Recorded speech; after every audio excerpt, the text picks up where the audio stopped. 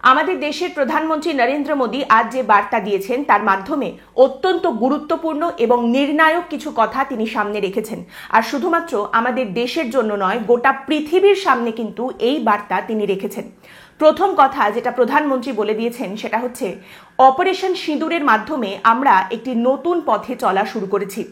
আমাদের দেশে কোনো রকম সন্ত্রাসবাদী হামলা বা সন্ত্রাসবাদী আক্রমণ যদি হয়, আমরা তার সমুচিত জবাব দেব এবং শুধুমাত্র সেই সন্ত্রাসবাদীদের নয়, সন্ত্রাসবাদের শিকড় পর্যন্ত আমরা পৌঁছে যাব এবং সেই সন্ত্রাসবাদের শিকড়কে আমরা সমূলে উৎপাটিত করব। দ্বিতীয় কথা, আমাদের কোনোভাবেই নিউক্লিয়ার ব্ল্যাকমেল করা যাবে না। যে সরকার এই নিউক্লিয়ার শক্তি আছে আমাদের, আমরা নিউক্লিয়ার অ্যাটাক করে দেবো, এই সমস্ত কথা বলে বলে এই নিউক্লিয়ার শক্তি হওয়ার আড়ালে সন্ত্রাসবাদকে প্রশ্রয় দেয়, তাদের এই ধরনের কোনো ব্ল্যাকমেল আমাদের দেশ সহ্য করবে না। এবং তৃতীয় কথা, সন্ত্রাসবাদী আর সন্ত্রাসবাদীদের প্রশ্রয় দেয় যে দেশের সরকার, এই দুটোকে আমরা একেবারেই আলাদা আলাদা করে দেখব না।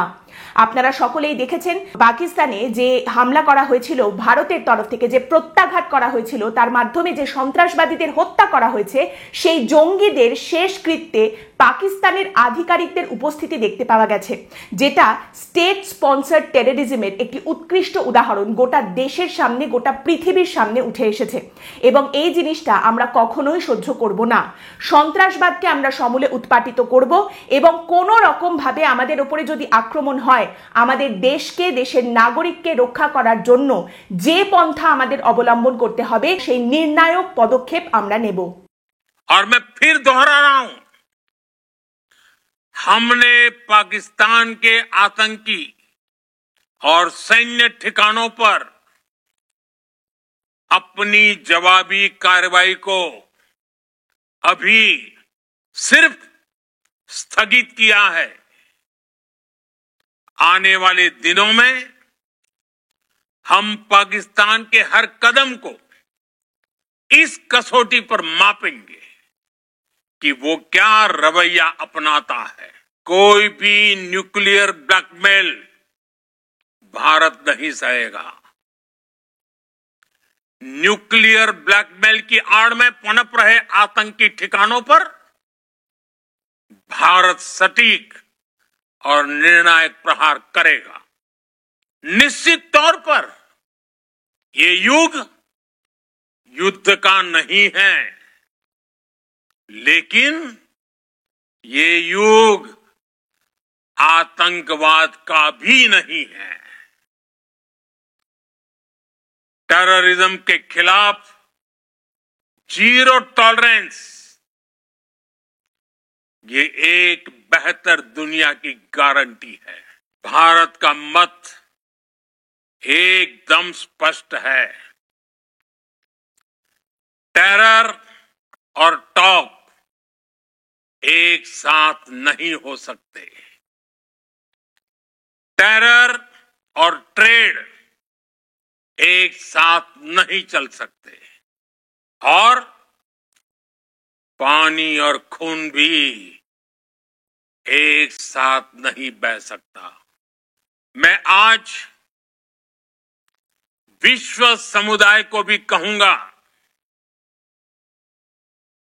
हमारी घोषित नीति रही है, अगर पाकिस्तान से बात होगी तो टेररिज्म पर ही होगी।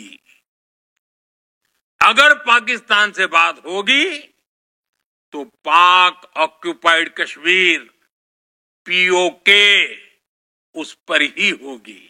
প্রধানমন্ত্রী তার বার্তায় এটাও স্পষ্ট করে দিয়েছেন যে পাকিস্তানের যে মুখোশ উন্মোচিত হয়েছে, ভারত পাকিস্তানের যে মুখোশ খুলে দিয়েছে গোটা পৃথিবীর সামনে, শুধু সেটাই নয়, গোটা পৃথিবী জুড়ে যখন যেখানে দেখা গেছে সন্ত্রাসবাদী হামলা হয়েছে, দেখা গেছে তার বেশিরভাগেরই কোথাও না কোথাও গিয়ে পাকিস্তানের সঙ্গে একটা যোগসূত্র হয়েছে।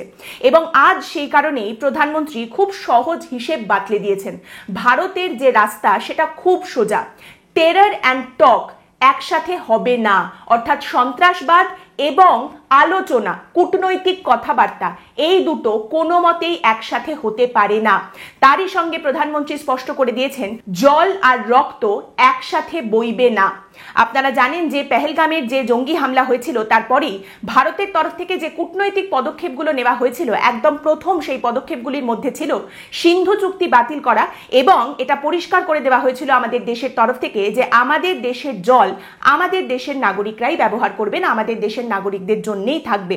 এবং আজ আরো একবার প্রধানমন্ত্রী এটা স্পষ্ট করে দিয়েছেন, জল আর রক্ত একসাথে বইবে না।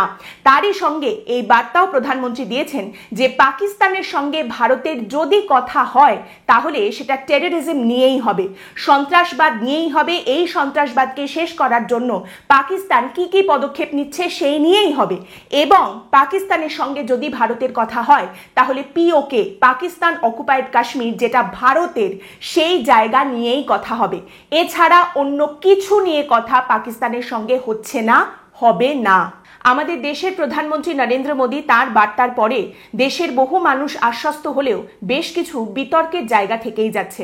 আপনারা সকলেই জানেন ভারত এবং পাকিস্তান যে অস্ত্রবিরতিতে গিয়েছিল, তারপরে ভারতের তরফ থেকে এই বার্তা সামনে রাখা হয়েছিল, এই দাবি করা হয়েছিল যে পাকিস্তানের তরফ থেকে এই ফোনটা এসেছে, তারা অস্ত্রবিরতিতে যেতে চায়। পাকিস্তানের তরফ থেকে প্রথম কল এসেছে এবং পাকিস্তানি অস্ত্রবিরতিতে যাওয়ার আবেদনটা জানিয়েছে। পরে আবার পাকিস্তান বলে যে না, আমরা এরকম কোনো কলটল করিনি, আমরা এরকম কোনো আবেদন রাখিনি। এবার দেখুন, পাকিস্তান যে সত্যবাদী যুধিষ্ঠির নয় সে কথা সকলেরই জানা। পাকিস্তান কি বলছে না বলছে তাতে কারোরই কিছু যায় আসে না, কিন্তু যায় আসায় কোথায়, যখন দেখা যায় যে আমেরিকার প্রেসিডেন্ট ডোনাল্ড ট্রাম্প তিনি এই দাবি করছেন যে তিনি নাকি মিডিয়েট করেছেন, তিনি মধ্যস্থতা করেছেন দুটো দেশের মধ্যে, ভারত আর পাকিস্তানকে তিনি মোটামুটি ঘাট ধরে বসিয়েছেন বৈঠকে, এবং তিনি এটা ঠিক করেছেন, নিশ্চিত করেছেন যাতে এই অস্ত্রবিরতি হয়, সমস্ত ক্রেডিট তার। আর এই কথা ডোনাল্ড ট্রাম্প একবার নয়, দুবার নয়, তিনবার বলেছেন। এবং তারই সঙ্গে কাশ্মীর সমস্যার সমাধানও নাকি তিনিই বাতলে দেবেন, তিনিই কাশ্মীর সমস্যার সমাধান করে দেবেন ভারত পাকিস্তানের মধ্যে, এই দাবিও তিনি সামনে রেখেছেন। এবার দেখুন, এই গোটা বিষয়টাকে বাতুলতা বলে নস্যাৎ করে দেওয়াই যায়, কিন্তু কথাটা যিনি বলছেন, যেহেতু তিনি আমেরিকার প্রেসিডেন্টের চেয়ারে বসেছেন, তাই এই নিয়ে বিতর্ক অবশ্যই তৈরি হয়, এবং তারই সঙ্গে এই কথা ভারতের জন্য অত্যন্ত অপমানজনক। আজ আমাদের প্রধানমন্ত্রী বার্তা দেবার ঠিক আগে আমেরিকার প্রেসিডেন্ট ডোনাল্ড ট্রাম্প দাবি করেছেন তিনি নাকি ব্যবসার হুমকি দিয়ে ভারত এবং পাকিস্তানকে এই মধ্যস্থতায় আসতে, এই একটা আন্ডারস্ট্যান্ডিং, এই সিজ ফায়ারটায় আসতে বাধ্য করেছেন। ভারতকে, ভারত এবং পাকিস্তানকে টাকার হুমকি, ব্যবসা বন্ধ করে দেবো তোমাদের সঙ্গে, তোমরা যদি এই সংঘর্ষ বিরতিতে না যাও তাহলে ব্যবসা বন্ধ করে দেবো, এই সমস্ত কথা বলে তিনি নাকি বাধ্য করেছেন এই দুটো দেশকে অস্ত্রবিরতিতে যেতে। বুঝতেই পারছেন এই কথাটা কিন্তু অবশ্যই করে আমাদের দেশের জন্য অত্যন্ত অপমানজনক। শুধু তাই নয়, ডোনাল্ড ট্রাম্প একথাও বলেছেন যে তিনি ব্যবসাকে এমনভাবে ব্যবহার করেছেন যেটা নাকি তার আগে কেউ করতে পারেনি। They really were, from the standpoint of having the strength and the wisdom and fortitude to fully know and to understand the gravity of the situation, and we helped a lot. And we helped also with trade. I said, come on, we're going to do a lot of trade with you guys. Let's stop it. Let's stop it. If you stop it, we're doing trade. If you don't stop it, we're not going to do any trade. People have never really used trade the way I used it. That I can tell you. And all of a sudden they said, I think we're going to stop. And they have.